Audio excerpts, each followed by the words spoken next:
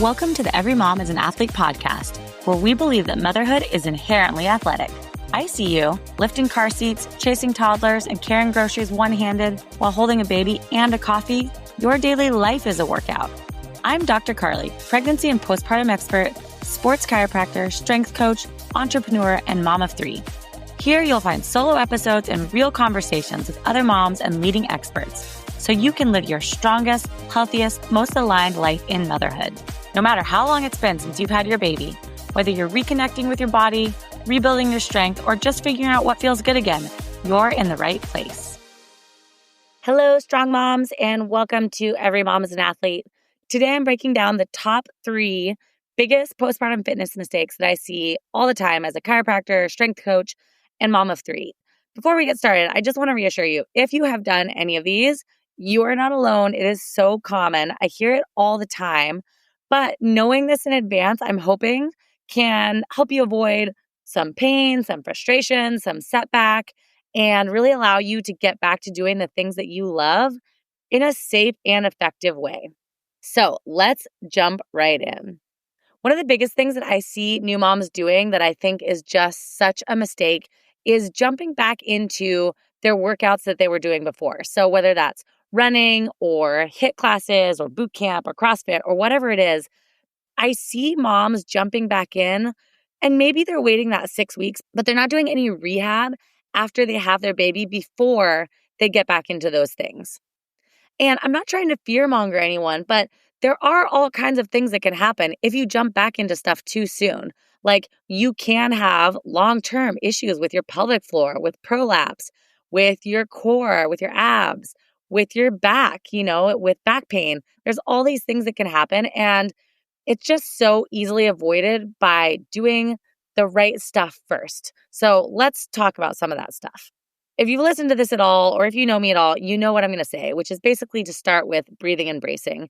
And I started with breathing and bracing after all 3 of my births, literally the day of, even my C-section. Like I was in my hospital bed, just focusing on okay, let me just breathe deep into my belly, expand my ribs, keep my chest quiet. So that breath shouldn't go really into your chest.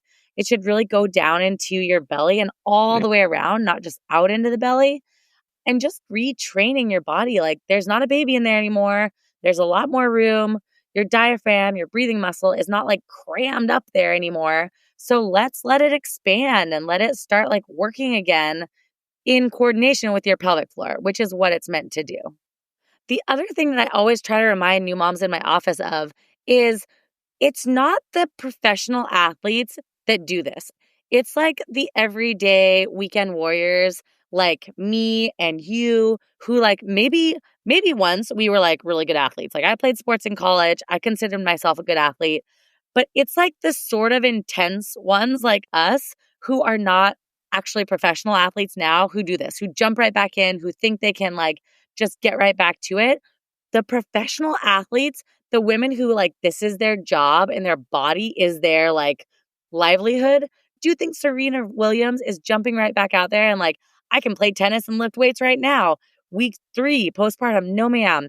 She's got all kinds of help. She's got all kinds of people, pelvic floor PTs, I'm sure, chiropractors, massage therapists, and arguably we can't maybe all have all of that, but those professional athletes know that you start off slow and you build the foundation. And then you can get back to the things you love and get back to running, lifting weights, your sport, whatever it is, because you set that foundation first. And yes, I will be the first to tell you that it's boring and it's slow and it feels sort of monotonous. I mean, I've developed entire postpartum plans, right? This is what I do for women. And every person, even in my postpartum plan, I have it written in there, this is going to feel slow.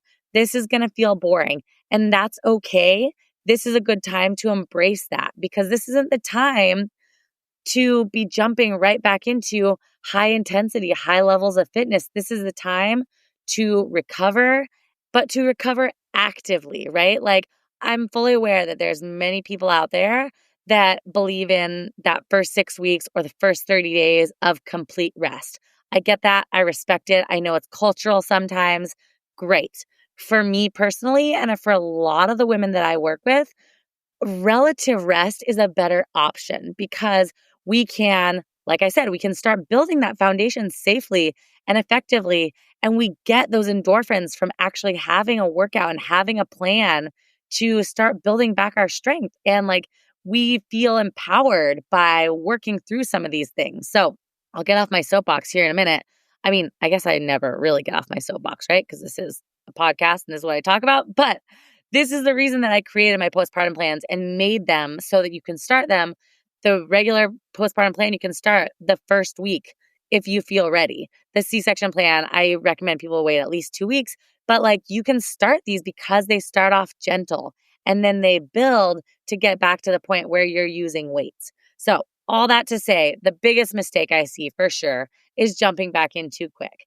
It makes me sad when I hear moms come back later, let's say with their second baby or third baby, and they're like, gosh, I just wish I would have done this differently the first time because I'm already back doing things sooner, faster, stronger because I built the foundation first and I'm not having all these setbacks. So I just want to help you avoid that, especially if you're a first-time mom and you haven't been through this before. Like, I just really would encourage you to take it slow and steady, do your postpartum rehab, and then you can slowly work back into those things that you really want to be doing.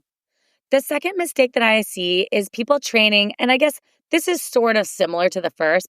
People are training like their pre-baby self, right? So let's say, okay, you're at 3 months postpartum now, you've done my rehab plan, you're feeling super strong, you're back in the gym, but now you're feeling like you can go with the same intensity that you could before. And you're not taking into account that you are not sleeping nearly as much every night. And your sleep is really disturbed because you're getting up to nurse your baby and you're breastfeeding exclusively. And so that's so much nutrients that are getting sucked out of your body every day. And you're really working hard to like make sure you're still hydrated enough and that you're getting enough food and you're getting the right types of healthy food to fuel you. And it's just a different ball game. So what I always encourage women is you can't train how you did before you had a baby when you have a brand new baby. Can you get back there eventually? Sure, if you want to. Some women don't want to, but if you want to, of course you can. But if you're trying to hit that same intensity with a young baby, I just fear that you are going to be in for a world of hurt. What I would recommend and what I have moms do is go in slower so that you can be more consistent, right? Like if you go in and just crush yourself in the gym and then you're so sore that you can barely do anything besides walking for, 3 or 4 days, well, then we've sort of like defeated the purpose of getting back in the gym, right? I always tell people, and I have to tell this to myself too, it takes more self-discipline to not do something than it does to do something. And I know that like that's not going to resonate for everyone, but I'm hoping that for a lot of listeners of this podcast, that's going to resonate with you because you are a hard worker. You want to like be fit and be active and, be able to throw your kids around and chase them and like go for a run when you want and lift weights when you want and like do all these things, right? So if you want to do that, it sometimes takes more discipline to not do something. I'm going to give you an example. Last week, so I'm about 8 months postpartum right now. Last week, I was in the gym and I'm still going to the CrossFit gym where I coach. And I do CrossFit at a lower intensity, arguably, than I ever have before. But I just love doing the workout still. And so I'm in the gym a couple times a week. And there was a workout where I could have done the prescribed weight, okay? I could have done everything as it was written instead of modifying it to a little bit less running or a little bit lighter weight. And my ego was like, do it, do it, do it. You can do it. You can put your name up on that board with an RX next to it, showing everyone that you did it how it was written and you didn't have to make any modifications. But I don't know, it's like the little, not my ego, but like the little angel on my shoulder was like, you don't need to do that. That is dumb. You don't need to prove to anyone that you can do this workout as it's written when you know perfectly well that your hip hurts a little bit today. You shouldn't probably do that much running, that you're going to blow up your legs if you use that weight, where if you just lightened it by a little bit, you could get a great workout and not be like disabled tomorrow. And so I lightened the weight. I decreased the running. I didn't do as many rounds as was prescribed. And I got a great workout and I felt good the next day. I was not destroyed. And so I just share that because down the road, I would love to be able to do that workout as written and go big or go home. But I know that right now, that is going to be detrimental to my long-term goal, which is feeling strong, feeling good in my body, being able to like wrestle with my kids and play with them and like not be physically exhausted after a workout. Like that, I think if I would have done that workout the way it was written, I would have been a puddle on the floor and I would have been pooped that night. I remember when I was a younger CrossFit coach, this is probably like, I don't know, 13, 12 years ago. I remember there was this group of women that I used to coach in the mornings and they were all like pretty fit and like strong. And I was always sort of trying to push them to use a little bit more weight. Like they would often not do the prescribed weight. So let's say it was 65 pounds. They would often do it at 35 or 45. And I remember being like, you can do it. Like, why don't you do it? You know? And one of the moms told me one time, if I do that weight, I know I can do it, but I'm not going to be able to pick up my kid for 3 days, you know, like comfortably. And at the time, I remember thinking like, that's kind of silly. Like I was just a dumb, I don't know, I was in my late 20s, right? I don't know. But now I totally get it. Like just because I can do something doesn't mean that I should. And I don't want to pay the price. I don't want to pay the price of not being the mom that I want to be, of not having the energy I want to have. Like I go to the gym to get energy, right? Not to completely annihilate myself these days. All that being said, please take into account as you're getting back into activity, your load, your volume, your rest, your sleep, your nutrition, all these things are factors. And I just really want you to be kind and gentle with yourself as you're getting back into things and be smart about this. Like, be disciplined enough to know when you shouldn't do something. The third mistake that I see women making is skipping strength training altogether, or I'm going to lump this kind of together, like just thinking that walking is going to be enough postpartum recovery. And the truth is, it's not. Like with my first son, I very distinctly remember I was building my postpartum plan, this like new version of my postpartum plan at that time. I was 5 days postpartum and I hadn't really done much walking. I don't think I'd really like left the house much yet, but I was doing some breathing, some bracing, some glute bridges. I was doing what I call kneel to squat. So where you're in like a tall kneeling position on your knees and then you sit your butt back down. So you're like sitting on your heels. So it's just like working that like squat, hip hinge kind of pattern to get back into it. I was doing those and I felt great. Those like all that stuff felt really good. I was like, okay, I'm reconnecting with my body. Like this is the first time I've gone through this. Like, this feels really great. And then I remember I went for a walk with a baby and I walked down the street, like, not kidding you, like 2 blocks with my husband. And I was like, I got to go back. Like, I'm not ready for this. And I could just tell it was too much on my pelvic floor. And I turned around and I went home. And so that's not everyone's experience. Like, for a lot of women, walking feels great right away. And that's awesome. But I do find that if you can start with breathing and bracing and engaging that pelvic floor and that diaphragm and like working on some of those things, that then walking will feel much better and will be more sustainable because now you've done some of this work beforehand, right? I remember like it was like the next week I was able to start going out for walks and it felt good and I could start progressing into squats and like doing all this stuff that I wanted to do. But it was just really surprising to me that like I was doing this rehab work at home and it felt good, but then I couldn't like go for a walk. Like it just did not feel strong and sturdy enough to do that yet. So if your plan is postpartum to, do a lot of walking, that's great. It's lovely to get outside. It's so good for our mental health and it's good for baby and all that stuff. But that being said, I would really encourage you to know that walking is not quite enough. If you think back to when we were like hunting and gathering, right? It is such a different lifestyle than what we live now. We are sitting in a chair so much more than they ever would have, right? Like they were actually doing strength training in their daily lives, right? By like carrying the baby around everywhere they went. They had to go and like pick the berries or get the water or do all these things, right? Where we are fairly sedentary comparatively. Just the life that we live with the technology we have, I mean, I could go on about that forever. It's not how our bodies are designed to move. And so that's the reason that I am always encouraging women to start strength training, to start pelvic floor work, rehab, this kind of stuff, because this is the way that we can build in what we would have done naturally, what our ancestors would have done more naturally. Since it's not how we live our lives, most of us, we have to create that with bands, with a little bit of weight, with certain breathing and bracing exercises to mimic how we are supposed to recover. And that's why I think it's so, so, so important, because that is where we build that strength in the pelvic floor, in our hips, in our upper body, in our core, so that we can carry our baby, so we can get back to doing everything else that we want to do. So I just encourage you. Walking is great.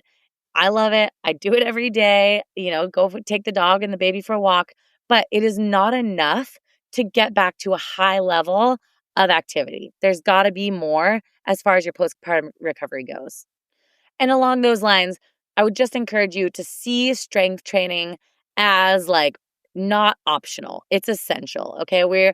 I'm so happy that lately it seems like so many more women are understanding, and there's more research coming out, and we're actually studying women's health. So that's amazing, that are showing how important it is for women to be strength training with actual weights. And I'm not talking just CrossFit, like this high intensity kind of fitness. No, I'm just talking about strength training, using weights to help build muscle, which helps strengthen bone, which long-term is so beneficial for living a longer life and just being healthier into old age. So I would really encourage you, see strength training as an essential part of your postpartum recovery. Of course, if you need help, I have postpartum plans built for both vaginal birth and C-section that I've done after all 3 of my births, and I've helped thousands of women through online and also in my practice. So if you're interested in that and you want to know more, I'll put the link below and you can check those out. But that is a great place to start. And then from there, you can really get back into the other things that you love doing. I also am finding that just the postpartum care women are getting is lacking so much. And so what I've done is I've created a new plan. It's called the Postpartum Prescription VIP Reset. And it's a 1-day in-home reset, basically where I walk you through everything: alignment, strength, pelvic floor, scar care if you had a C-section, baby support. We build your whole postpartum rehab plan to get you back into fitness. We can help with breastfeeding, nutrition, all these things in 1 day. It's amazing. And it's obviously not for everyone, but if you're interested in that, I'm going to put the link for the waitlist below. It's extremely limited and just a very high level of concierge care. And even if you're not in Washington and you're interested, go ahead, pop on this waitlist, because there is opportunity for me to travel for this also. So go ahead, pop on that list. And once I'm accepting new clients for that, you will get all the details. All right, strong moms, to recap, let's go over the top 3 mistakes that we see. Number 1 is just jumping back way too quick. Number 2 is trying to train like your pre-baby self and not taking into consideration all the new things that your body is dealing with.